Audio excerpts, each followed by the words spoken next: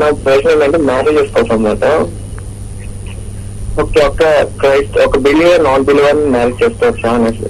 ససేమిరా చేసుకోకూడదు. అయితే జేమ్స్ ఒక మాట, మీరు మంచి ప్రశ్న అడిగారు. అయితే మీరు దయచేసి కొంచెం ఓపికగా ఉంటే ఒక 2 నిమిషాలు నేను సమాధానం చెప్తాను.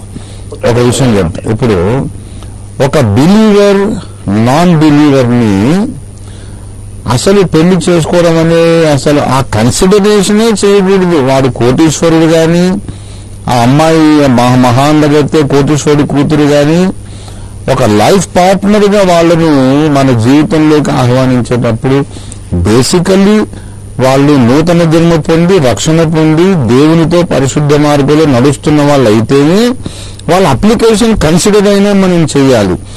రక్షణ పొందని వాళ్ళ అప్లికేషన్ అసలు కన్సిడర్ చేయొద్దు, ముందే బుట్ట దాఖలు అయిపోవాలి.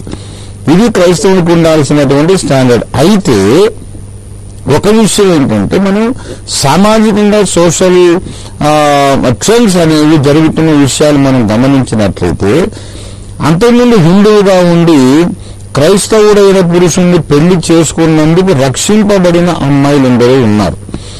అంతకుముందు క్రైస్తవేతరుడిగా సముదారుగా he can be Muslim, Hindu or nominal Christian, any religion, క్రైస్తవేతరులుగా ఉండి రక్షణ పొందిన అమ్మాయిని పెళ్లి చేసుకొని ఆమెను బట్టి రక్షణ మార్గం తెలుసుకున్న పురుషులు కూడా ఉన్నారు. అలాంటి వాళ్ళు లక్షల మంది సమాజంలో మనకు కనబడతారు.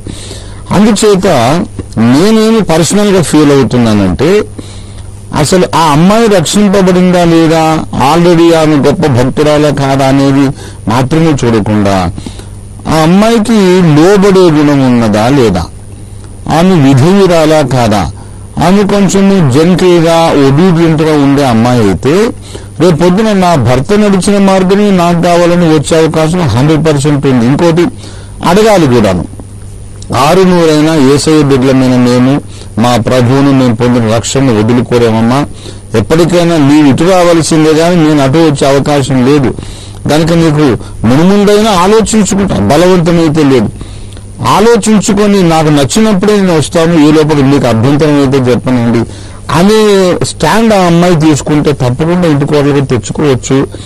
అలాగే వైసీ వర్స అటు కూడా పురుషులు కూడా, అమ్మాయి నేను నిన్న ప్రార్థనలకు అభ్యంతరం పెట్టను, నాకు కూడా న్యూట్రల్ గా ఉన్నాను, నాకు ఇంకా అర్థం కాలేదు, అర్థమైనా నేను కూడా నమ్ముకుంటాను, ఐఎమ్ నాట్ అగేన్స్ట్ ఇట్ అనుకునే అవకాశం ఉంటుంది. మిగతావన్నీ కలిసి వస్తే తప్పకుండా పెళ్లి చేసుకోవచ్చు. ఎందుకు ఈ మాట అంటున్నానంటే, చాలా గ్రేట్ బిలీవర్ అమ్మాయి, చాలా ప్రేయర్ఫుల్, చాలా ఆమె అన్ని భాషలో మాట్లాడుతుంది, చాలా ఆరాధనలు లీడ్ చేస్తుంది, ప్రవచనాలు చెబుతుంది అనుకున్న అమ్మాయిని కూడా పెళ్లి చేసుకొని ఆమెకు లోబడే గుణము లేక, ఆమె చాలా ఎగోటిస్ట్ గా ఉన్నందుచేత, చాలా గర్విష్ఠుగా ఉన్నందుచేత ఆ భర్త నరకాన్ని చవిచూసిన సందర్భాలు ఎన్నో ఉన్నాయి.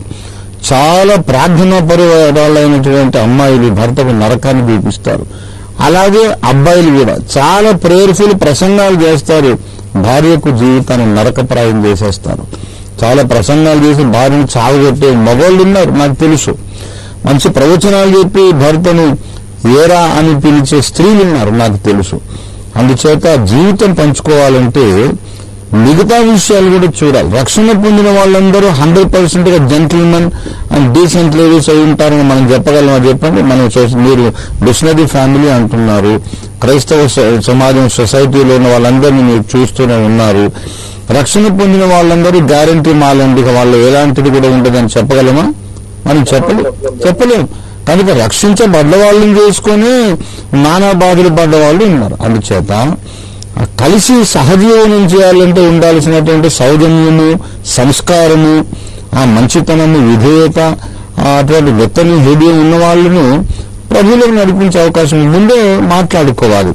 నేను క్రీస్తు మార్గంలో ఉన్నాను, నీకు అభ్యంతరం అయితే ఇప్పుడే మనం తెగతెంపులు అయిపోదా, అసలు పెళ్లి సంబంధమే లేదు, అయినా ఈ మార్గం నీకు అభ్యంతరం లేకపోతే చేసుకుందాం, ఎప్పటికైనా నువ్వు తర్వాత నా మీద ఒత్తిడి చేస్తే నేనైనా వదులుకుంటాను కానీ నా దేవుణ్ణి వదులుకోను అనే టఫ్ స్టాండ్ తీసుకుంటే, అయినా సరే వాళ్ళ జీవితంలోకి వచ్చారనుకోండి, వాళ్ళని తప్పకుండా మనం ఒక ఆత్మను రక్షణలోకి తెచ్చే అవకాశం 100% ఉంది.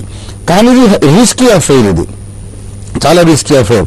ఓ స్త్రీ నీ పురుషుడు నీ భర్తను రక్షించడవో లేదో నీకేమి తెలియని, ఓ పురుషుడా నీ భార్యను రక్షించడో లేదో నీకేమి తెలియనని 1 కొరింథీ 7వ అధ్యాయంలో పౌలు అడుగుతారు. కొద్దిగా రిస్క్, ఇది చాలా హై రిస్క్ ఉన్నటువంటి విషయం కనుక చాలా వరకు సాధ్యమైనంత వరకు అసలు కన్సిడరే చేయొద్దు. అసలు రక్షణ పొందారా లేదా, అమ్మాయి రక్షణ పొందిందా లేదా చూసినాకనే వినయం ఉన్నదా, చదువు ఉన్నదా, సంస్కారం ఉందా, మిగతా చూసుకోవాలి. కానీ అన్నీ కలిసి వచ్చిన ఈ ఒక్క విషయమే కొంచెం తేడాగా ఉందనుకుంటా. అప్పుడు నేను చెప్పినటువంటి కన్సిడరేషన్ విషయం అర్థమైంది అనుకుంటాను.